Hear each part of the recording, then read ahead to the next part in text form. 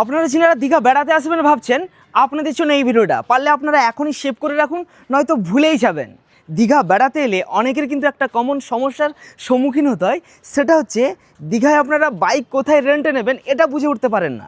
এই সমস্যার হাল কিন্তু আজকের এই ভিডিওটা।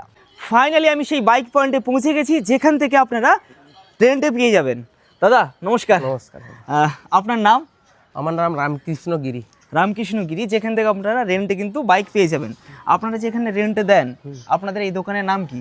দোকানের নাম স্যার বলতে আমাদের দোকানের নাম হচ্ছে মা চণ্ডী বাইক রেন্টাল সার্ভিস। আচ্ছা, ওকে।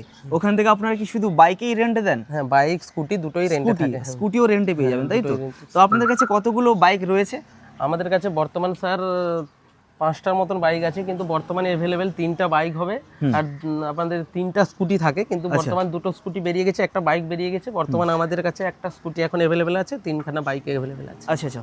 আর একটা কথা আমার জানার রয়েছে, যে বাইক আপনারা যে রেন্টে দেন, মানে রেন্ট বলতে কি, কেউ কোথা থেকে কোথায় পর্যন্ত নিয়ে যেতে পারে?